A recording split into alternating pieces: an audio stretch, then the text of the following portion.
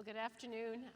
I'm Kerry Sullivan, and I manage the philanthropy for Bank of America, and it's really an honor to be here. And just to start off, I know this woman.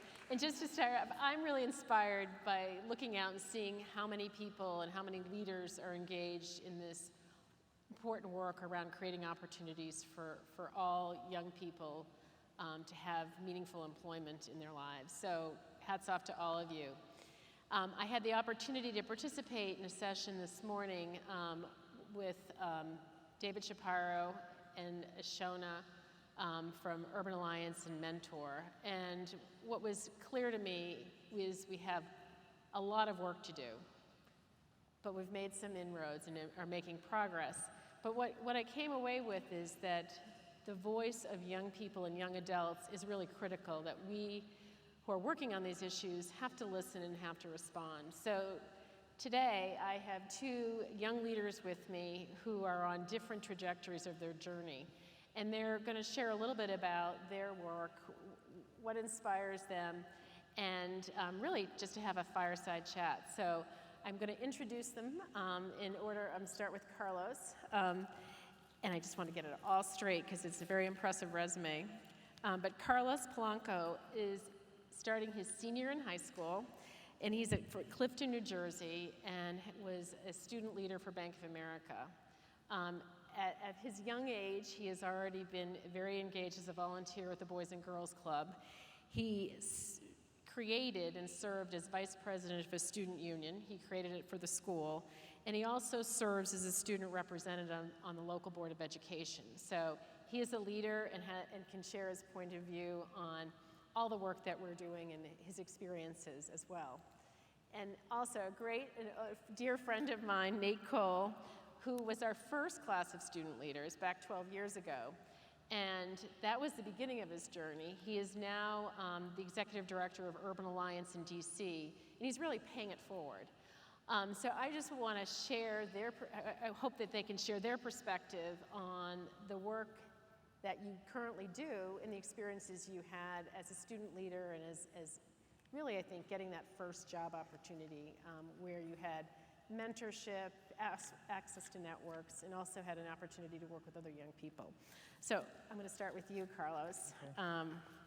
And Carlos has been here all for the whole conference, and I think has had a great time.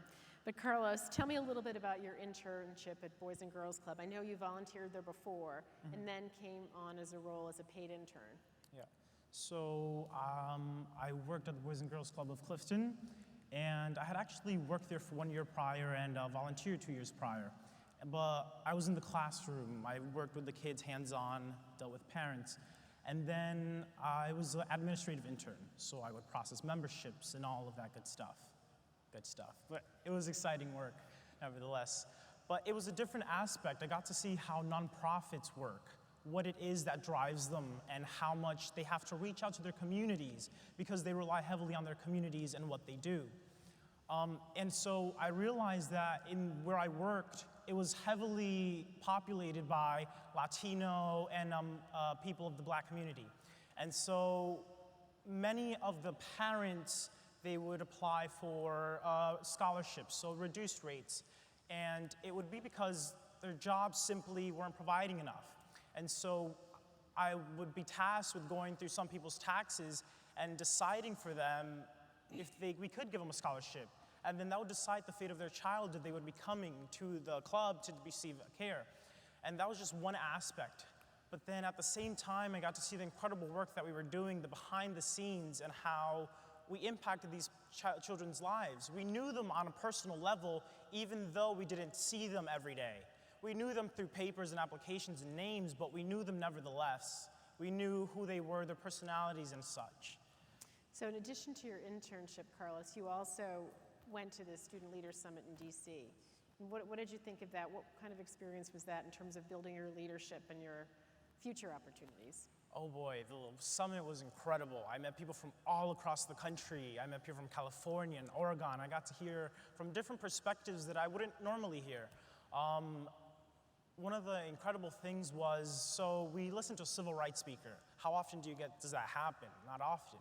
And so I turned to my friend Onyi and I told her, what if we put on a demonstration? And so we started brainstorming, and we put a demonstration on the steps of the Lincoln Memorial, where Martin Luther King Jr. made his famous "I Have a Dream" speech. We stood on the steps, linked arms, and we recited a part of the poem, and then we said an empowerment chant that we learned by, Tony Allen. Serve, inspire, change. It was, I am the voice, I will lead, not follow, I am a leader, and it continued. And it, in many ways, liberated us to go back to our communities, and we understood that we are what is going to change the future, that we are the people who will serve, who will inspire other peoples around us, and will continue to do the work that many of you are doing, that we are the generation that was taking over now, and we're hoping that you're entrusting in good hands with the work that you have been doing. So that was incredible. I've met incredible people. That's great. That's great. So Carlos is in the beginning of his journey, and Nate, still very young, Thank but you. in a different role. 12 years ago was a student leader, and now he's doing tremendous work in Urban Alliance. But can you reflect back on those times, back when you were a student leader, and that was that first opportunity where you worked in a nonprofit, and then where it sort of helped you make decisions along the way to become what you are today? For sure. Just a little bit about me. I'm a DC native, born and raised, and I was that kid growing up that was trying to figure out their next move. How could I get, my foot in the door, or how could I really, get that experience to amplify what was happening in the classroom? Translation, I did not enjoy school whatsoever because I was like, how is this going to apply to real life? So for me, I was looking for different opportunities, and there was always this thing inside of me that was about helping others, helping, my community. And at the time, I thought the way to do that was to be a lawyer. So I would be a part of like the debate club and all these other things that I thought was going to put me on track to be a lawyer. And the whole time, the thing that I thought I wanted to do wasn't, practice law, but it was to advocate for others, be a voice to others, and making sure I'm having an impact in my community. And so through an internship through Urban Alliance, but then also my Bank of America student leader experience, I was able to realize that the nonprofit sector was a place where you can really have that impact. And that spoke to my spirit, that spoke to that fire that was inside. And for me, that was the turning point, because growing up, we see this with a lot of the young people that we serve, right? You build your future, your goals, your plans based on what you can see. And it wasn't until I got exposed to the nonprofit sector that I was able to see that, okay, you can live. Because me telling my grandmother I wanted to go from being a lawyer to working at a nonprofit, she said, no, baby, you're gonna be a judge. You're gonna make money. And I was like, no, Grandma, I can still live, I promise. And so, part of my journey was really being exposed to the sector, but the thing about my student leader experience, and I also had my internship at the Boys and Girls Club, was really seeing the impact that you can have on young people, right? And I'm not talking about that superficial, it feels good, but having those hard conversations with a young person to say, look, you're a little entitled right now. You know what? You're a little arrogant right now, but you know what? You have this voice. You're an advocate. You are a fighter. You are someone that can really move the needle in your community, or X, Y, and Z. So looking at an issue or a challenge that a young person is dealing with, speaking life into that situation, and then redirecting them down a path that they might not know about was something that I learned during that experience.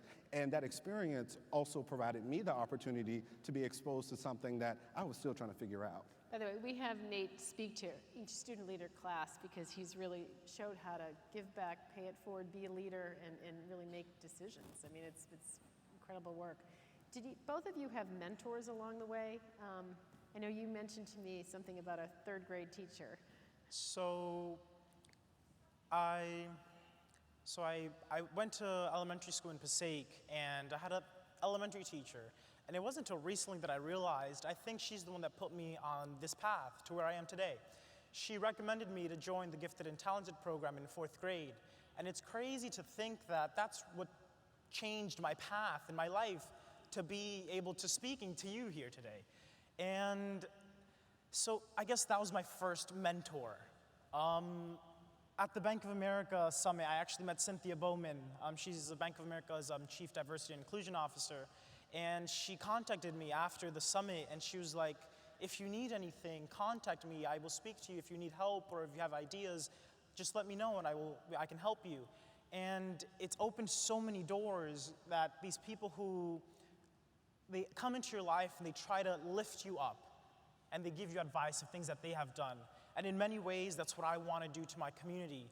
I want to be able to do these things, to go back to my community and tell them, you know what, you can do this. Just because we're not affluent, just because we don't have the funds, just because our school isn't the best, we can still do great things. Just because the town over has more money and the kids, they're better off, and they do all of these other things, doesn't mean we can't do those things. So I want to go out for my community, do a whole bunch of things and bring it back, just so they know people like us can do this. People who live around us can do this. And I want them to dream even bigger than that. I want them to be able to do greater things and come back to me and be like, look what I did. This is what I did. Are you proud of me? And I'll be like, of course I am. Dream even bigger. And then continue on that. And how about you for a mentor? You provide mentorship. Do I have to follow up? Yeah. Okay. So for me, I have a squad. So there are a series of folks that I've met over the course of my life that I look to as a mentor or as someone just to get advice from. Something that my mom and dad raised my younger sister and I to always be aware of is to seek wise counsel. So growing up, there was always like a Bible verse or a scripture for everything in life. And so when it came to like this place of professional development, they always talked about seeking wise counsel. And I learned just growing up that instead of making the mistakes that other people have made, how can you learn from them? And so at every stage of my life, be it my internships or even now I'm working with Urban Alliance, I have mentors, I have folks that I can learn from. And the thing about mentorship, and I just want to throw this out there, that I've learned from folks, especially at a young age, was how they modeled the work that they do. And for me, that's the thing that has shaped and continues to shape how I do this work. It's one thing to say that you're a mentor, but how are you living your life? How are you pouring back and training up those that are coming behind you? Similar to the quote that we heard earlier. And the thing that is always at the forefront of my mind, doing this work, we do a really great job of framing the issue and framing what's wrong, but how are we framing our hearts every day that we step into this work, this field, in order to serve others? So that's at the forefront of my mind, and that's something that I've been able to just really pull from each one of my mentors. Because in order for you to hit my roster of mentoring or being a mentor, where is your heart? Where is your commitment? And how are you living out this life? Not just advocating for young people, but are you doing life with the communities that you're looking to impact and serve? So, unfortunately, we have run out of time, but I want to say two things.